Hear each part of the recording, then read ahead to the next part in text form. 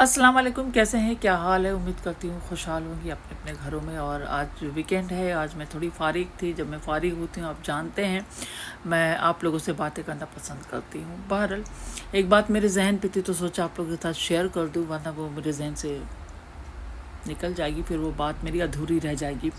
بہرحال کل میں کہیں باہر جا رہی تھی، باہر کے میں اپنے آفس کی طرف جا رہی تھی۔ جب میں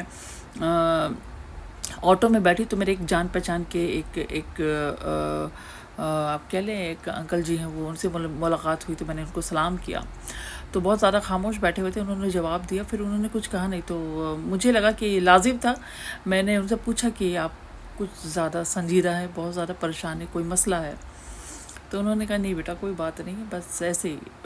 پھر میں خاموش ہو گئی۔ ہو سکتا ہے انسانی ذہن ہے، میں نے زیادہ ان کو یہ نہیں کیا۔ مگر پھر انہوں نے ایک بات کہی مجھ سے کہ لڑکی کا باپ ہونا ہی شاید ان کے مقدر میں ہی پریشانی لکھی ہوتی ہے۔ یہ بات سن کے میں تھوڑی پریشان ہو گئی۔ پھر میں نے ان سے کہا کہ ایسا کوئی مسئلہ ہے تو بتائیں مجھ سے۔ تو انہوں نے کہا کہ نہیں رہنے دے، پھر کبھی۔ تو میں نے کہا کہ یہ پھر کبھی تو آتا رہے گا، مگر میں آپ سے کچھ کہنا چاہتی ہوں۔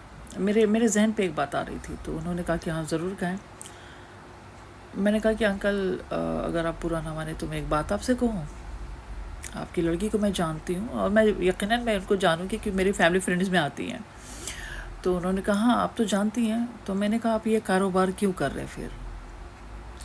تو وہ تھوڑے میرے لہجے سے تھوڑے پریشان ہو گئے۔ انہوں نے کہا پھر سے کہیں آپ نے کیا کہا؟ میں نے کہا کہ آپ یہ کاروبار کیوں کر رہے ہیں پھر؟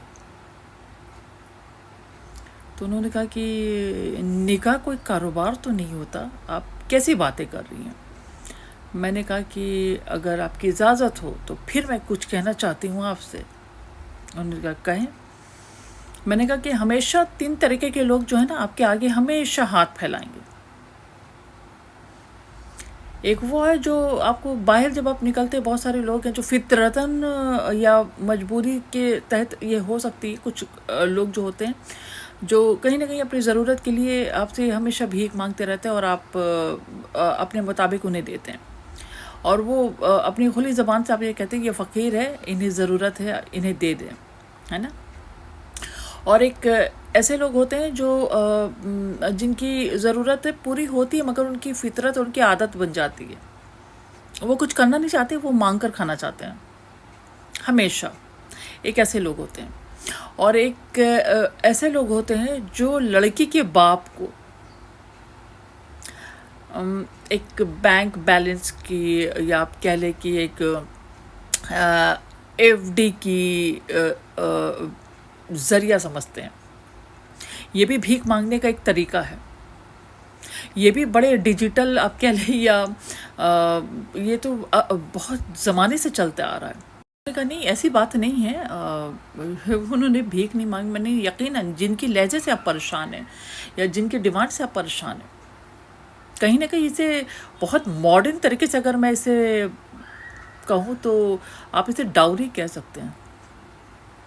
اور مجھے کیوں نہیں سمجھ میں آتا کہ ایسے ذہن کے لوگ اپنے اولادوں کو یا اپنے لڑکوں کو جو پال پوس کے بڑا کرتے ہیں، کیا ان کے ذہن پہ یہ ہوتا ہے ان کی ضرورتوں کی چیزیں ان کے سسرال والے پورے کریں گے، یہ لڑکی کے باپ جو ہے وہ پورا کریں گے؟ کیا بچپن سے ہی سکھایا جاتا ہے آپ بڑے ہو جائیں، پڑھ لکھ لیں، اس کے بعد آپ کی آکشن لگے گی، آپ کی نیلامی ہوگی، پھر ہم لوگ مل کر بھیک مانگیں گے؟ تو ایسے فقیروں سے بچیں، اور ایسے فقیروں کے لیے اپنی آواز اٹھائیں جہاں بھی آپ دیکھیں، چاہے وہ آپ کے گھر کے لوگ ہوں، باہر کے لوگ ہوں، چاہے وہ آپ کے مذہب سے بلانگ نہ بھی کریں۔ غلط ہے تو غلط ہے، مذہب کی باتیں بعد میں کریں، پہلے انسان بنیں۔ جب انسان بنیں گے تو فرق ہونا بند ہو جائے گا کہ یہ کس مذہب سے، یہ کس امیر ہے یا غریب ہے، آپ لوگوں میں فرق والی چیزیں بند ہو جائے گی۔ جو انسان بنتا ہے، انسانیت خود بخود اس کے اندر آتی ہے، ٹھیک ہے۔ اور ڈاوری لینا جتنا غلط ہے، دینا اس سے بڑا جرم ہے۔ آواز اٹھائیں اس کے لیے، اور اپنے لیے خود اسٹینڈ لیں۔ اور لڑکی کے باپ ہونا پریشانی والی بات نہیں، فقر والی بات ہے۔ شکریہ۔